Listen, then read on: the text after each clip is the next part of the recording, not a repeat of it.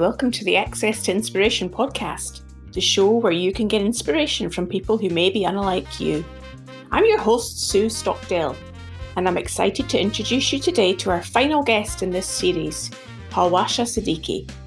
Born and raised in Afghanistan when she was 7 years old, her family fled the civil war and became refugees in Pakistan for over 10 years. They eventually moved back to Afghanistan, and from there she moved across to the USA to study at university, and now has a successful corporate career, as well as developing her coaching expertise. Her story is one of inspiration, resilience, and hope, and I think you'll find it heartwarming. Welcome to the podcast, Palwasha. Thank you so much for having me. Nice to connect. I'm fascinated to find out about your story and your journey. You know, this theme for this series is 21st century change makers. And I know that change from you is involved living in a number of different countries.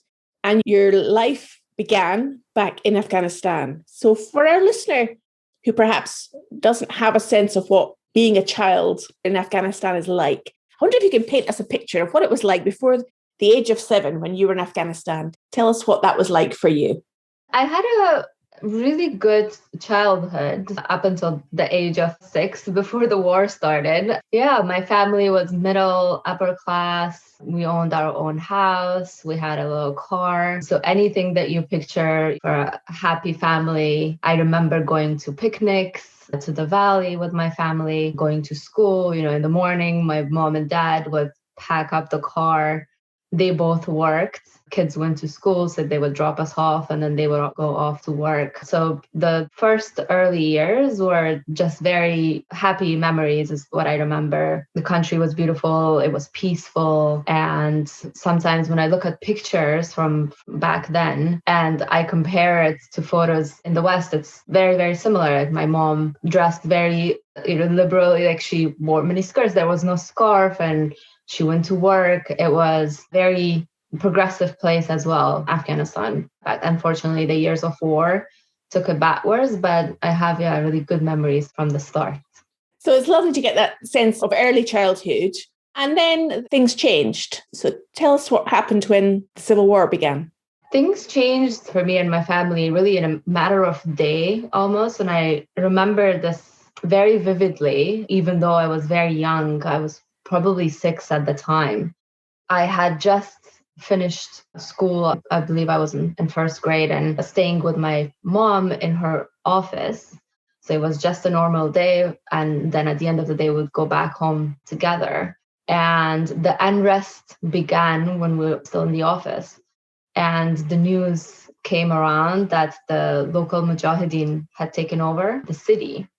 And so what I remember is just everyone running around within the office, especially women, to try to build skirts for themselves or scarves from the uniforms that they were wearing because of the fear of going outside with a miniskirt and being shot and being killed, essentially.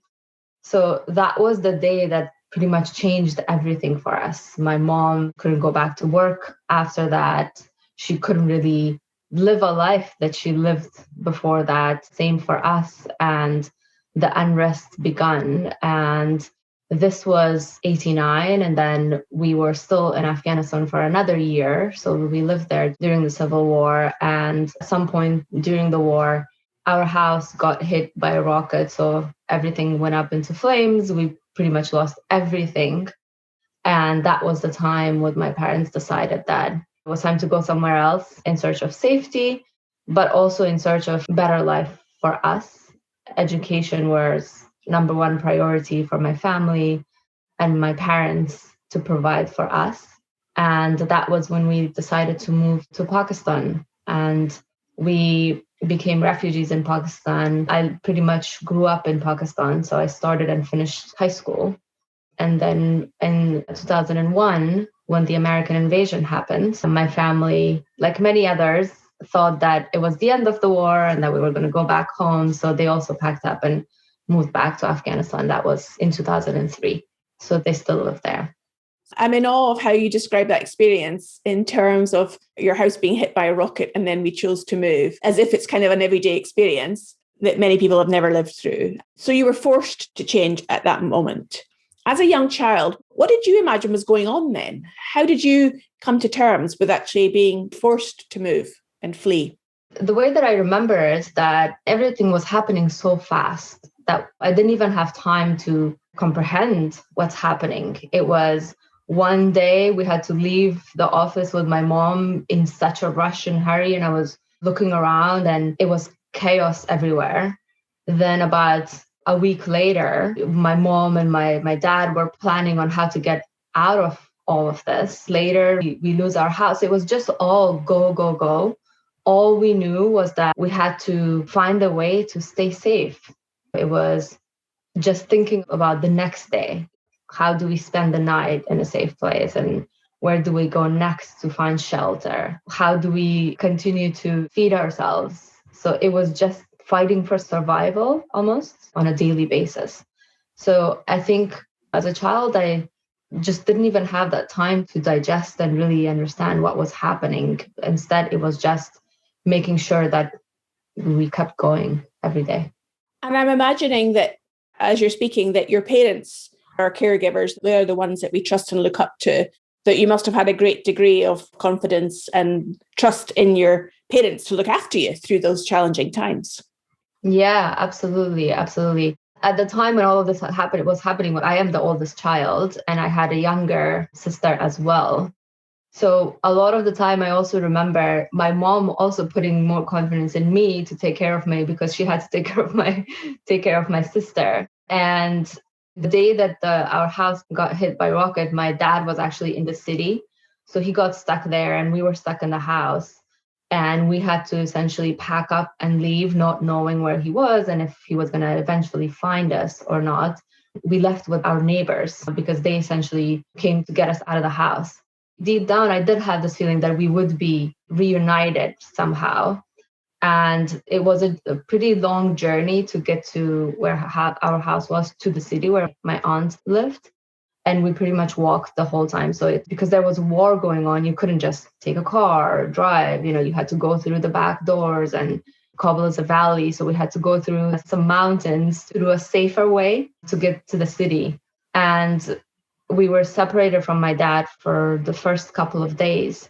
But then I remember waking up one morning, and just to paint the picture for you, it's not just us, it's like hundreds of people making the same journey, trying to get to a safer place. And on the way, I remember a rocket flying and someone saying, dive down on the ground to stay safe. And then we would stay there for 5-10 minutes, and then we would get up. Some of us would get up, some of us would not get up. And then we would just keep walking, hiding behind walls and staying overnight in people's houses who had fled as well. So they were just open. And one of the nights we ended up staying at someone's basement. And in the morning, I woke up hearing my dad because he had followed the crowd and he knew that we would probably be going the same way. So he came in our search. So yeah, I remember thinking, and my mom telling me, your dad is after us. Not that she knew, she was probably comforting us saying that, but we were reunited and we knew that they were going to find a way to keep us safe and get us out of the situation that we were in.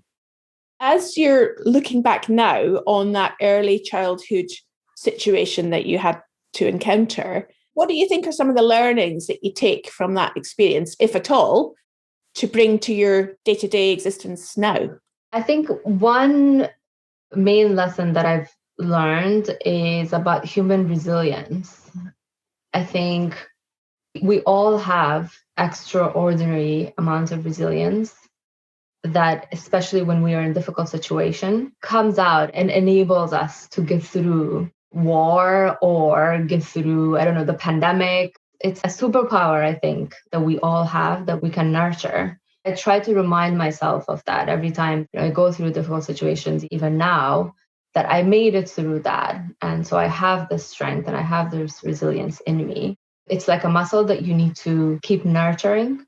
And so one of the ways that I found that works for me to do that is really being clear on my purpose in life. What are my values? What is important to me?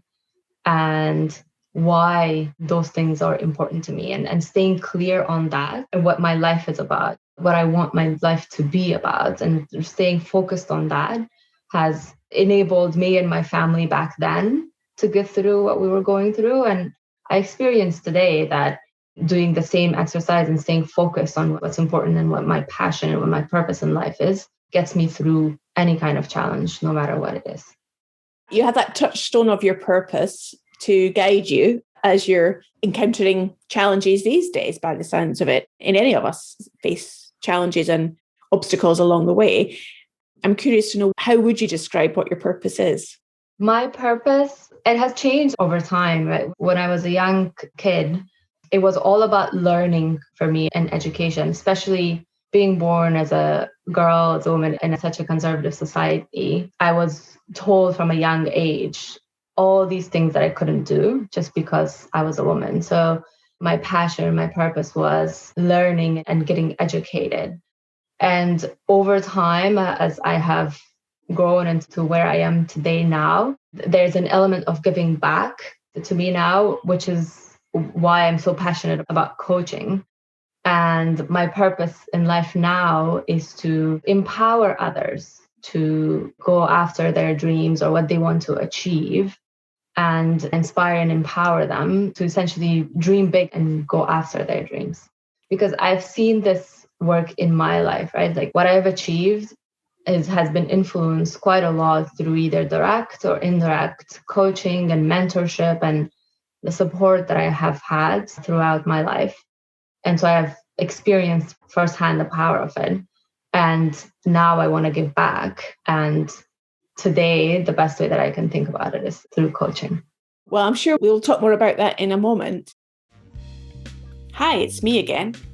I hope you will agree that no matter what life throws at us, we can be positive and find good in the experience. And Palwasha's got plenty more to say in the second half of this episode. If you're enjoying it, you can also find another 50 episodes almost of inspirational stories featuring guests from 15 countries. So hop on over to accesstoinspiration.org and you'll find them there. Now back to Palwasha. I'm curious for the listener to help them to fill in the gap from moving back to Afghanistan after spending a number of years in Pakistan as a refugee to now being obviously a senior executive in a global multinational and a very successful corporate career.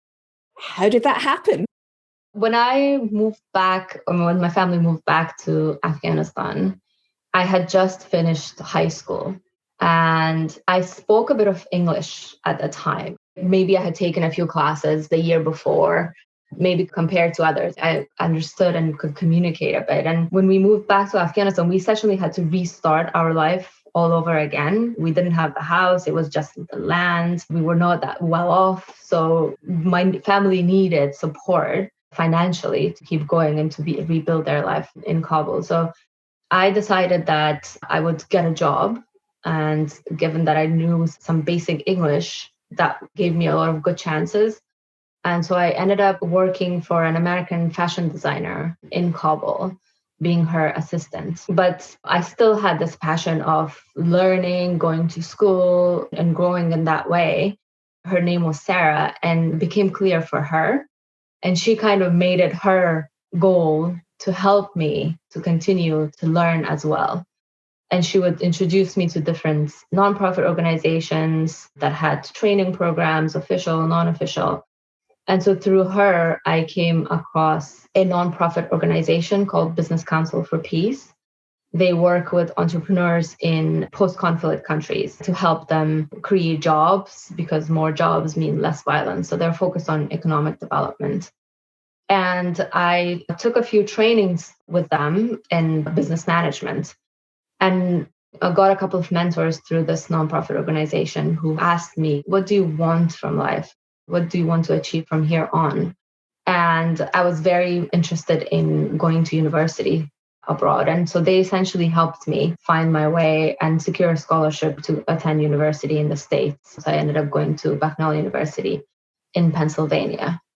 And that was essentially the start of another very big life-changing moment for me.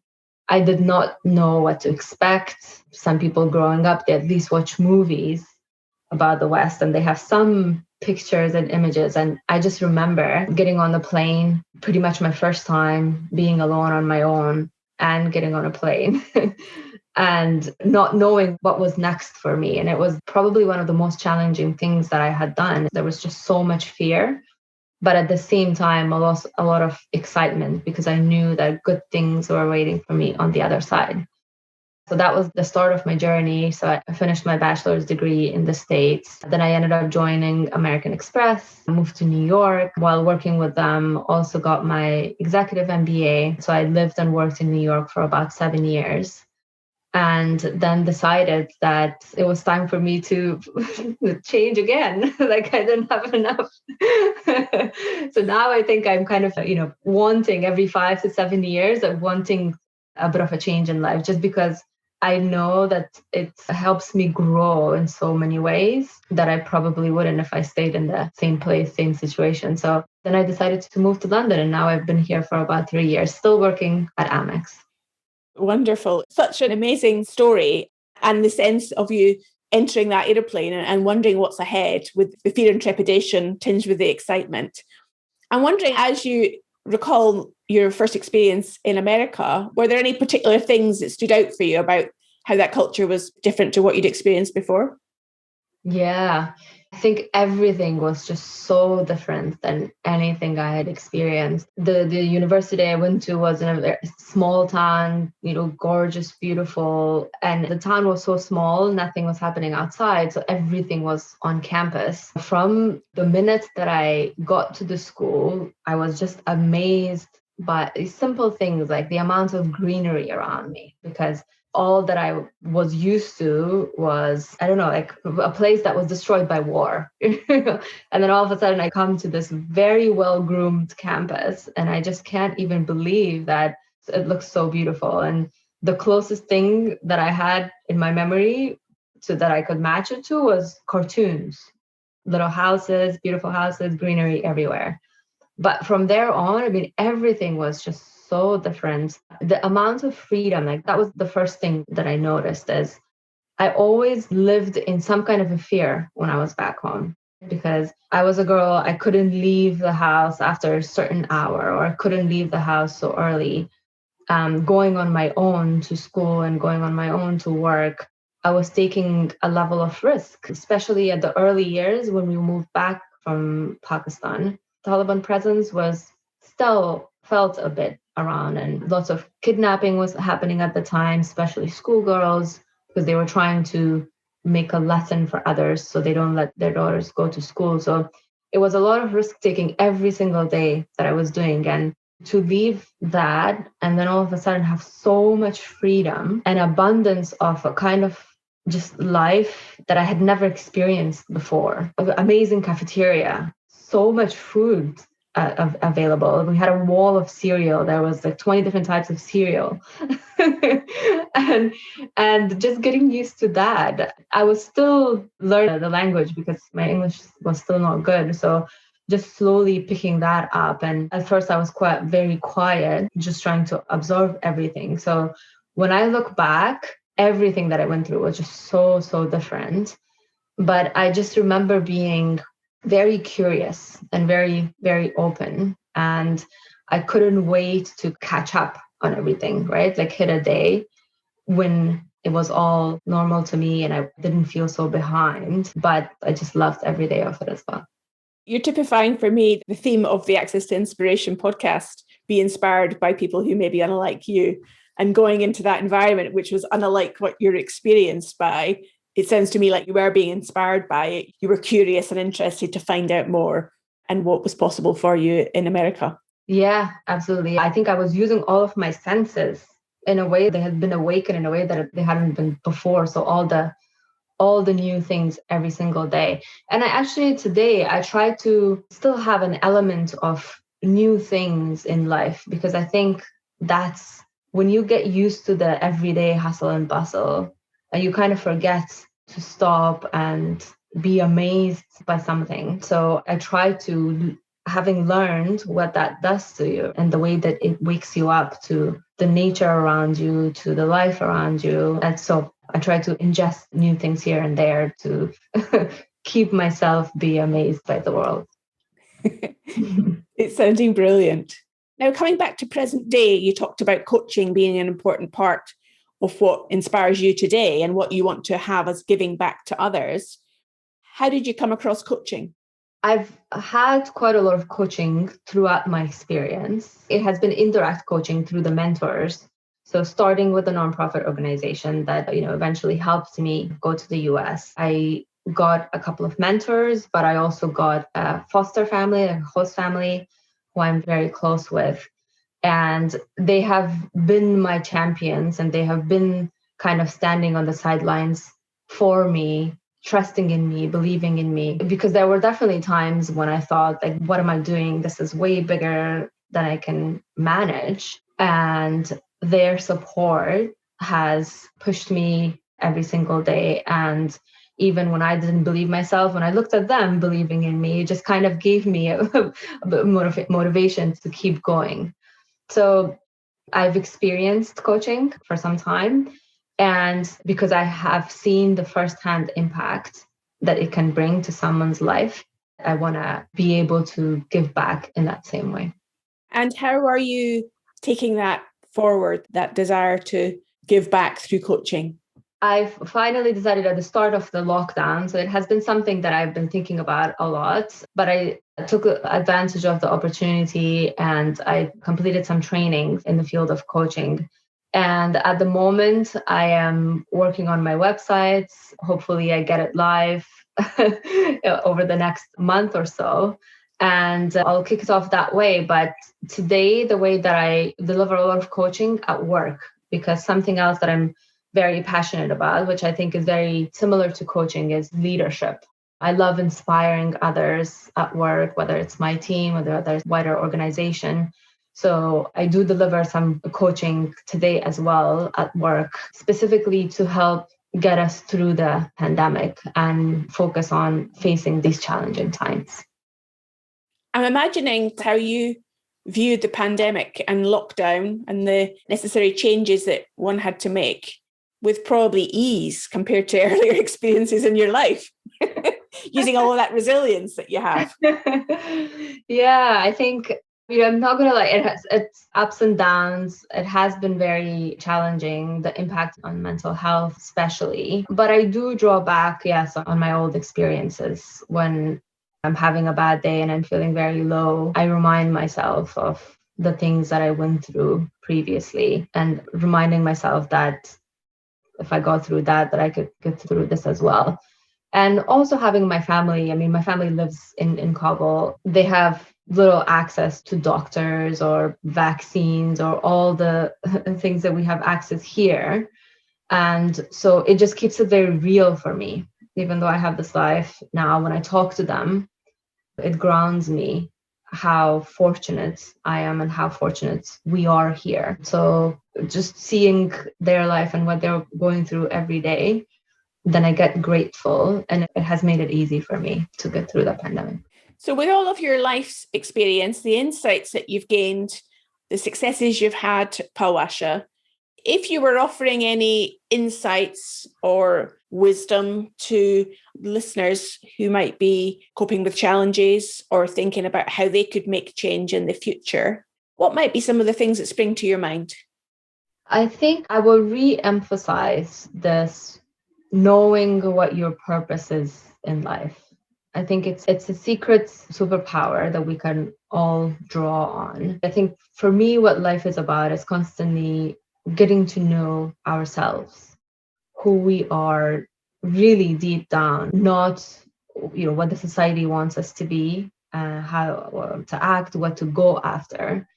Just really reflecting closely on a regular basis, because we also change, of course, right? With our experiences, what we go through in life, really truly staying connected to who you are, what your values are in life, and what you want your life to be about.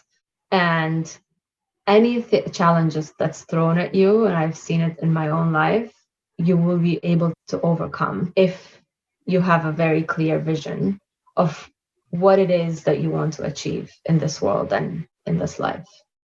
Well, I think you've very eloquently described there a really important point for our listener to consider is getting a sense of their purpose and taking time to reflect. And I'm sure that your story today has inspired them to reflect on their own situation in a very different way.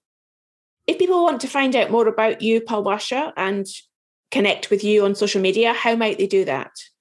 At the moment, the best way to connect with me is through LinkedIn. So Palwasha Siddiqi. And hopefully that's the platform where I will share everything else that's coming in the future as well in terms of related to coaching. Wonderful. It's been a real privilege to speak to you today, to hear about your experience and how you've used that to inspire change within yourself. And now, of course, in future, be inspiring change in others through utilising your coaching skills and helping everybody to get clearer about their purpose. So thank you so much for your time today. Thank you so much for having me, Sue. Well, I'm sure you'll agree that that was an amazing story that Palwasha had to share with us. My co-founder and I created this series with the simple purpose of bringing to you stories from inspiring people. And no matter their background or experience, we believe that they are all extraordinary in some way and can provide us with free energy when we hear their insights. Thanks for listening today. We'll be back in a few weeks again with our new series with more conversations to share. Until then, take care and keep telling others about our Access to Inspiration podcast.